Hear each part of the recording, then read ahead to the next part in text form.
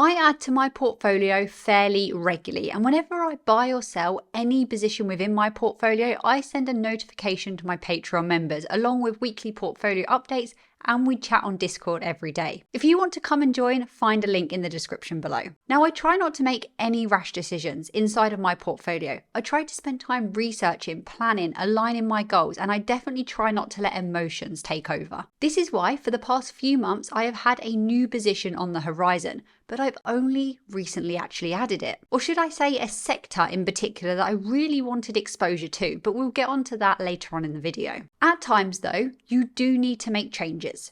Whether that's to sell a position, trim a position, or add a new position. Now, YouTube analytics is a brutal place and one I try not to spend too much time in, but it's recently been telling me that 59% of people that watch this channel are not actually subscribed. So if you do find my content interesting and valuable, please consider doing so. Let me paint the picture and give context about this new stock that I've added and why I've done that. And then I'll talk about my plans for it moving forward. So for quite a while now, there's been a particular industry that I've had my eyes on, and I think it has potential to be gigantic. This is a sector that I actually started thinking more and more about during my university degree. And once you know my degree, this will make a lot more sense. It's not often that an industry changes in a very big way, or a new industry comes along that represents a massive opportunity. A revolution, if you will, but we have seen it before. More recently, and actually currently happening, is AI, artificial intelligence, a new thing.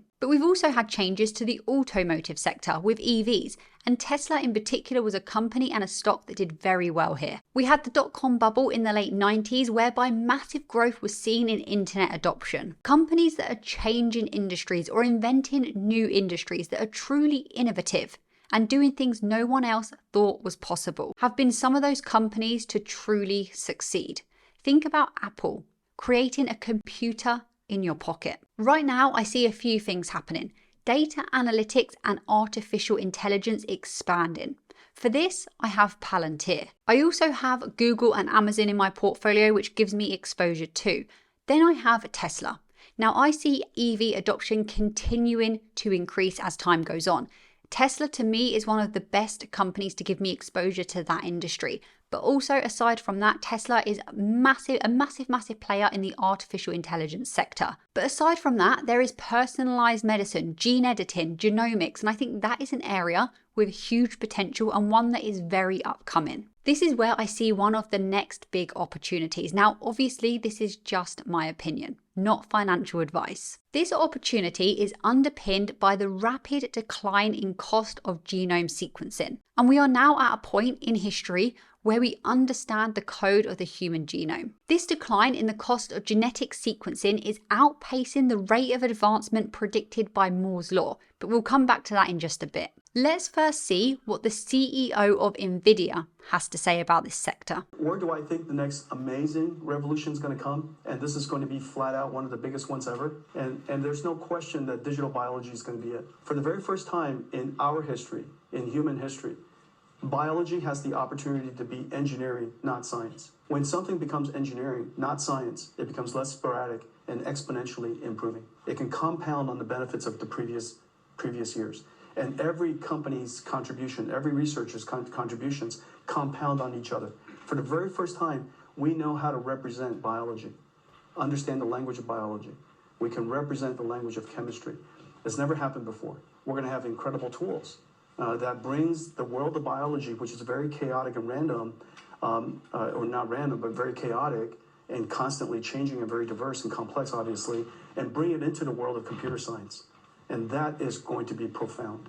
And so if you happen to love this intersection, I think it's going to be rich with opportunities. It's going to be a giant industry. So he said it himself there that he thinks this is going to be a gigantic industry. And I think so too. The cost of sequencing a human genome was once a $100 million job back in 2001. It has since then fallen dramatically to being under $1K, with the cheapest apparently being around the $100 mark. So $100 million to $100 in not really that much time at all. This actually beats the trend observed in Moore's law, which was originally to do with computing, but it's actually applicable to many different industries. So Moore's law said that the number of transistors on a microchip doubles approximately every 2 years, leading to exponential growth in computing power. And we see this play out in other industries. We also have another law called Wright's law. And when applying Wright's law to genome sequencing specifically, it says as the number of sequenced genomes increases, the cost of sequencing decreases due to gained efficiency and experience in the sequencing process. And as a result of this, the cost of doing so then falls. And we've seen these laws happen time and time again. They are often one of the things that really gives us an insight into what potential opportunities are out there for the future. Wright's law is saying that the cost of a product decreases as the cumulative production of that product increases. And we've seen this when it comes to EVs. As more and more EVs are being produced, the cost of production actually gets cheaper, and this is specifically related to the raw material used in the batteries, lithium ion. The cost of lithium ion is decreasing, which then makes the EVs more affordable. Because the most expensive part of an EV is the battery, this then means, of course, more people are buying EVs, so in the adoption curve, we see it increasing. And this does tie in nicely to these S-curves, these adoption curves that we see a lot when we think about different technologies being adopted. Often we see a very, very slow start, as it's very expensive to buy said item because the production numbers are not high enough yet to bring the cost down. Then we see a rapid acceleration, the growth part of the S. And that's at the time that the technology becomes more mainstream. So that's kind of where we are with EVs right now. And then finally, we hit a plateau point as it matures. Genomics is currently right at the start of the rapid growth phase. So this genomic age that we may now be in could be a $1 trillion industry. I think ARK Invest have actually said this before. So with all this information, it seems like this could be a sector that is going to experience massive growth. Within genomics, there are quite a lot of sub-branches. One is editing genes, gene editing. This means that you can correct, so not treat, but actually correct, actually cure genetic diseases, meaning you can literally edit the genes causing disease. You can do this with CRISPR. Now, I won't bore you with all the science behind this stuff, as my degree is in biomedical science, so I absolutely love speaking about this, but think of it as gene engineering. There are a few companies out there right now focused on gene editing, and some of them look particularly promising and look like good options. For example, we've got Beam Therapeutics, CRISPR Therapeutics, and Intellia Therapeutics. Intellia Therapeutics is the stock that I've decided to add to my portfolio. Now at this stage, I don't think it is all that clear as to which stock, which company is going to become the strongest in this field in years to come. It's still very, very early days. I did originally consider getting an ETF to give me exposure to this sector because I wasn't quite sure which company to go for. However, there aren't that many ETFs that actually focus on the gene editing sector. ARK Invest do have one, I think it's called ARKG, but that wasn't actually available on my platform. Kind of expensive too, and other ones were expensive or just didn't give me the sort of companies I wanted. I did, however, want to start getting exposure as soon as I could into this sector because, like I said, I think it has a lot of growth potential. It is now quite an interesting time to get into this as well because we have just had a massive milestone for the industry, which was the FDA approving the first gene editing treatment using CRISPR to treat sickle cell disease. And I see this as a big catalyst for the sector. So why Intellia Therapeutics? Well, I did look around and I did research loads of different companies. And to be honest with you, I may still add a different company or change this out in the future, but I just wanted to start getting exposure.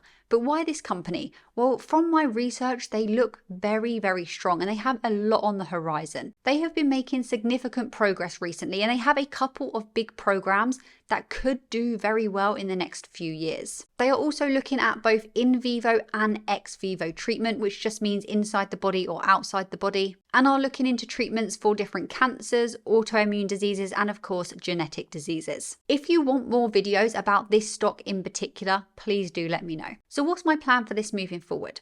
Well, I am going to keep slowly adding shares. I'm going to add money in regularly into this position, but I'm in no massive rush to do so. As like I said, I think this is very early days. There is also a lot more research I want to do, and I want to keep my eyes open to other potential positions within the sector. Maybe even other companies that are not focused on gene editing but are involved in digital biology in some other way. Right now, I don't plan for this position to become bigger than Palantir or Tesla for me, as I do still think there are a lot of risks involved. For a company like this, there are clearly a lot of regulatory barriers, regulatory issues, and potential delays that could happen. It is a very lengthy process to get drugs and treatments actually approved. And it's not as straightforward to make money as it is in, say, software. Making breakthroughs and history is not the same as actually making money. And the other risk, of course, is that at this stage, it is hard to know which companies to back. But I'm really excited about this new position I have in my portfolio. I think there is massive potential here. And like I said, let me know if you want any more videos about this. And if you've added any new positions to your portfolio recently, let me know in the comments below. Thank you so much for watching this video, and I'll see you next time in another.